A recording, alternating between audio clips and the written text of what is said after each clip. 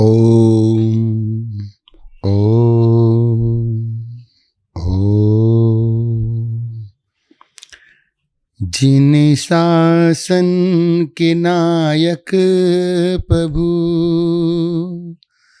आशा तज के बने हो प्रभु। जिन शासन के नायक प्रभु, आशा तज के बने हो प्रभु। जिनकी वाणी में कल्याण है, जिनसे मिटते हैं खोटे करम। अरहत दो मुझे को अपनी शरण, तेरे पद में निरंतर नमन। आदिनाथ हमें दो शरण। अमृत वाणी गुरु की मिली, मेरे मन की ये बगिया खिली। अमृत वाणी प्रभु की मिली, मेरे मन की ये बगिया खिली। चांद सूरज करें आरती, पावन होते हैं सबके नयन। गुरुवर दो मुझे को अपनी शरण, तेरे पद में निरंतर नमन। गुरुवर दो मुझे को अपनी शरण। देवादिदेव आदिनाथ भगवान की परम पूज्य आचार्य चक्रवर्ती आचार्य श्री शांति सागर जी महाराज जी की, परम पूज्य आचार्य श्री विद्यासागर जी महाराज की, परम पूज्य आचार्य श्री बसुनंदी जी महाराज की अहिंसामयी जैन धर्म की। जीवन चाहे हंसकर जियो, चाहे रोकर जीना, जीना तो जरूर होगा। चाहे जीवन हंसकर जियो या रोकर जियो, जीना तो पड़ेगा ही। आज हम देखते हैं कि आदर्श जीवन कैसा होता है। सुव्यवस्थित जीवन, जहां धन कम हो मगर सुकून हो, उसको आदर्श जीवन कहते हैं। परिवार भले छोटा हो मगर सुनने वाला कोई हो, वह आदर्श जीवन होता है। एक ऐसा घर हो जहां नफरत की नहीं प्यार की रोटी मिलती है, उसी का नाम आदर्श जीवन है।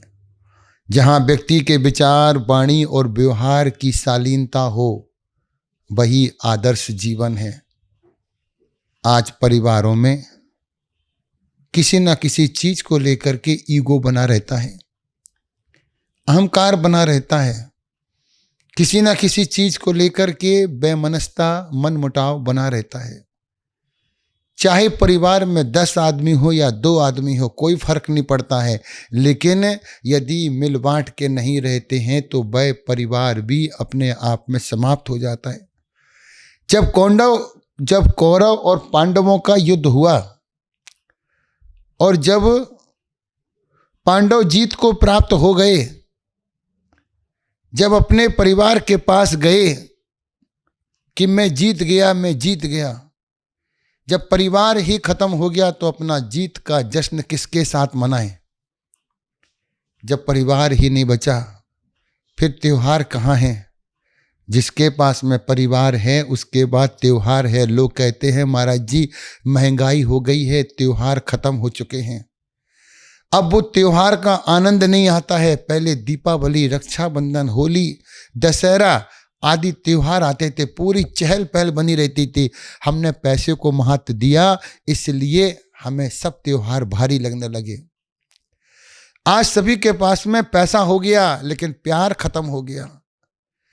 प्यार पाने के लिए कोई पैसे की जरूरत नहीं होती है। पैसा जहां जहां जाता है, व्यापार में जाएगा तो वहां पर भी दुश्मन पैदा करेगा, घर में आएगा तो घर में मनमुटाव पैदा करेगा। पैसा आने का मतलब ही है कि वह ऐब भी साथ में लेकर के आता है। पैसा सभी के पास में है, बड़े बड़े उद्योगपति, बड़े बड़े धनपति, बड़े बड़े दानवीरों के पास में पैसा है, लेकिन वो पैसा करते करते करते करते एक दिन अकेले हो जाते हैं, एक दिन अकेले हो जाते हैं। इसलिए पैसे से ज्यादा प्यार, जिस घर में प्यार पनपता है वह घर आज भी स्वर्ग कहलाता है।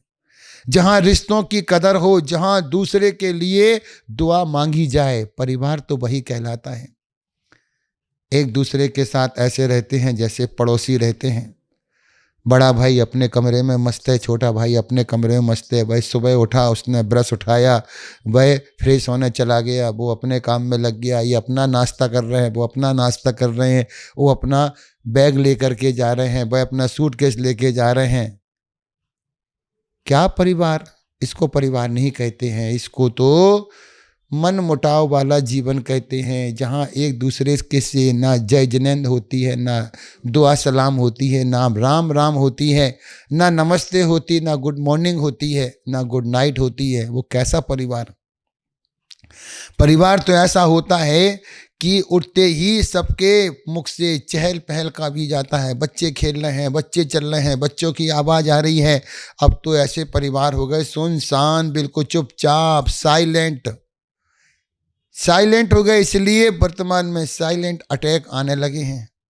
पता नहीं चलता है, अच्छा खासा व्यक्ति जा रहा है, ठेली पे जूस पी रहा है, जूस पीते पीते ही गिर गया। कोई व्यक्ति बात कर रहा है, बात करते करते अटैक आ गया। इतने साइलेंट मत होइए कि साइलेंट अटैक आ जाए।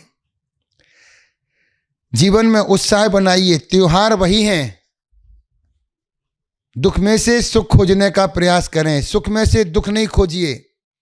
सुख में से दुख खोजोगे, सामने वाले के पास में इतना है तो मेरे पास इतना क्यों नहीं है, यदि उसके पास में गाड़ी है तो मेरे पास गाड़ी क्यों नहीं है। अरे ये क्यों नहीं सोचते हो? लोग बोलते हैं मेरे जूते फटे हैं, हमें दुख होता है, लेकिन उससे पूछो जिसके पैर ही नहीं है, फिर भी वह अपना जीवन बड़ा मस्त जी रहा है, खुश होकर के जी रहा है। कई हमने विकलांगों को देखा है जिनकी आंखें नहीं है, जिनके पैर नहीं है, जिनके हाथ नहीं है, लेकिन वह भी अपनी जिंदगी को इतना खुशनुमा जीते हैं, बड़े प्रसन्न होते हैं। एक इतिहास बदलने वाला व्यक्ति जो जन्म से जन्मांध नेत्रहीन, उस व्यक्ति का नाम रविंद्र कुमार जैन, संगीतकार, गीतकार, अपने समय के एक पहुंचे हुए व्यक्तित्व, जिनकी आंखें जुड़ी हुई थी, चिपकी हुई थी, बंद हुई थी। ऑपरेशन के माध्यम से आंखें खोली, लेकिन आंखों में ज्योति नहीं आई। लेकिन वह बिना आंख वाला व्यक्ति सबकी आंखें खोल के चला गया। अपने जीवन में इतना शोहरत, इतना नाम कमाया उन्होंने। कितने सारे गीतों को लिखा, कितने सारे भजनों को लिखा, कितने सारे सीरियल में उन्होंने अपना काव्य पाठ किया। रामायण जैसे पाठ के लिए, श्री कृष्णा जैसे पाठ में उन्होंने अपना संगीत दे करके पूरी दुनिया को बदल दिया। यदि वह भी सोचते कि मैं तो नेत्रहीन हूँ, क्या कर सकता हूँ, तो वह अपने जीवन में कुछ नहीं कर पाते। लेकिन उन्होंने हार नहीं मानी। जो व्यक्ति हार नहीं मानता है वही व्यक्ति अपनी मंजिल को प्राप्त करता है। ऐसा ही रविंद्र जैन जी के साथ में हुआ, लेकिन वो अपनी विरासत में बहुत सारी चीज़ों को छोड़ गए हैं। हमारा आपसे कहना है, आप यदि पैसे से कमज़ोर हैं तो अपने परिवार में त्योहार कम मत कीजिए। त्योहार तो मन से मनाए जाते हैं, परिवार को जुड़ाने से होता है। अब हम किसी को परिवार में बुलाते ही नहीं है, हमें क्या करना, हमें उनसे मतलब नहीं है, हमें उनसे मतलब नहीं है, ऐसा कह के हम अपने रिश्ते ख़त्म कर देते हैं। लेकिन ध्यान रखिए, कुछ जीवन के सूत्र हैं, उन सूत्रों से अपने जीवन को बदलिए। गुस्से की हालत में कोई फैसला मत कीजिए। आज जितने भी मनमुटाव हो रहे हैं, जितने भी आपसी के बेमनस्ता आ रही है, जितने भी आपसी के भेदभाव हो रहे हैं, उसमें क्या, गुस्से में आकर के हम बोल तो देते हैं, लेकिन उस बोलने का परिणाम नहीं सोचते हैं। हम उस सोचने का एक बार सोचें कि गुस्से में किया हुआ निर्णय दोनों पक्षों के लिए हानिकारक होता है। बैठ करके सोचिए। बैठ करके सोचने से हमने सोचना बंद कर दिया, निर्णय करना प्रारंभ कर दिया, तो ध्यान रखिए कि गुस्से की हालत में कोई फैसला मत कीजिए, क्योंकि जितने भी मनमुटाव हुए हैं, गुस्सा एक बार आता है, पछतावा पूरी जीवन भर को होता है। खुशी की हालत में कोई बाधा मत कीजिए। बहुत प्रसन्न हो जाते हैं, बाधा दे देते हैं, उसके लिए प्रॉमिस कर लेते हैं, लेकिन खुशी खुशी में दिया हुआ बाधा एक दिन वह अपने को भारी पड़ जाता है। जैसे दशरथ ने कैकेयी को वचन दे दिया कि कैकेयी मांगो तुम्हें क्या चाहिए, लेकिन कैकेयी ने कहा समय आने पर मैं मांग लूंगी, मेरा वरदान आपके पास सुरक्षित है। लेकिन खुशी खुशी में उन्होंने वरदान दे तो दिया, लेकिन वही वरदान दशरथ को बहुत भारी पड़ गया, उनके जीवन का अंत कर गया। इसलिए खुशी की हालत में कोई बाधा मत कीजिए। ऐसा मत बोलिए कि रिश्तों का शीशा टूट जाए। ताने ही तो रहते हैं जो व्यक्ति हमेशा याद रख लेते हैं। ऐसा अपना व्यवहार मत बनाइए, क्योंकि ऐसा मत बोलिए कि रिश्ते कांच की तरह होते हैं। रिश्ते कांच की तरह होते हैं, 1 मिनट में टूट करके बिखर जाते हैं, और बिखरने के बाद जैसा कांच नहीं जुड़ता है, फिर रिश्ते भी नहीं जुड़ते हैं। कांच एक बार जुड़ भी जाए फिर भी रिश्ते नहीं जुड़ते हैं। इसलिए ऐसा मत बोलिए कि रिश्तों से मनमुटाव बढ़ जाए। अगला है एग्रीमेंट नहीं, हैप्पी मैन बनिए। एग्रीमेंट तो फिल्मों में होते हैं, वहाँ अच्छे लगते हैं। एग्रीमेंट नहीं, अपने घर में हैप्पी मैन बनिए। इसे देख करके प्रसन्न होइए, जिससे पड़ोसी भी आदर्श जीवन जीने लगे। घर से ऐसे निकलिए कि जैसे लोगों को लगले पता नहीं कैसे निकल रहे हैं, हंसते मुस्कुराते अपने घर पर वापस आइए।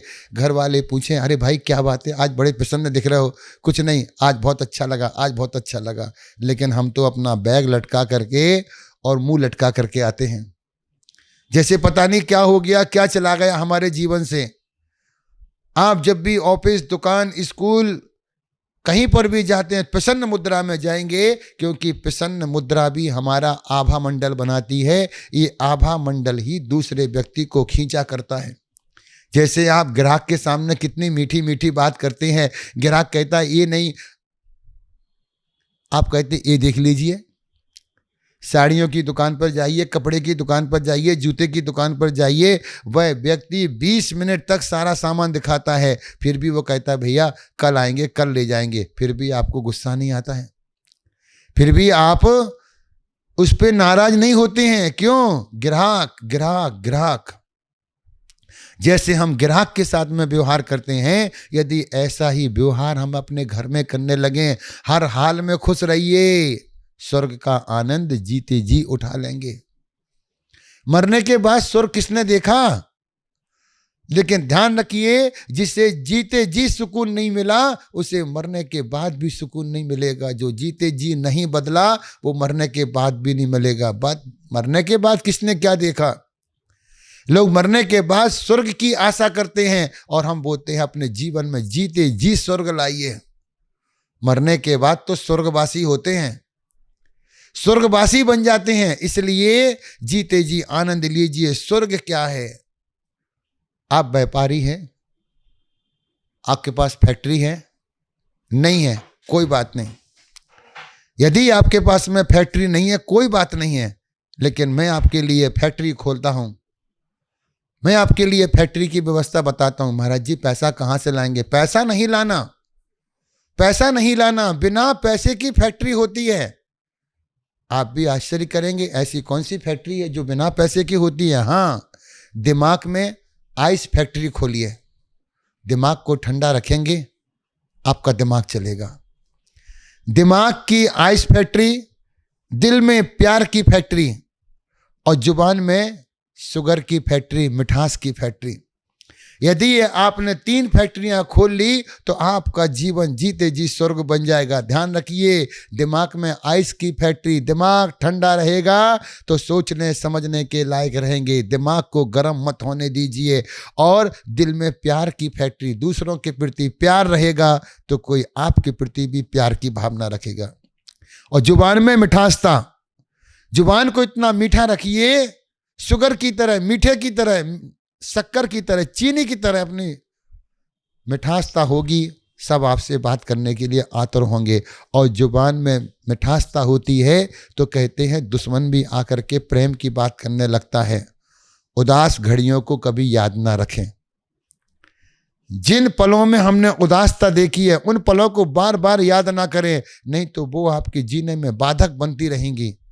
तो उदास घड़ियों को याद ना करें, उनको भूलने का प्रयास कीजिए। जब हमने हैप्पी मनाया हो, जब हम प्रसन्न रहे हैं, जब खुशहाल में रहे हैं, उन पलों को याद करेंगे तो आपका जीवन और फूलों की तरह महकने लगेगा।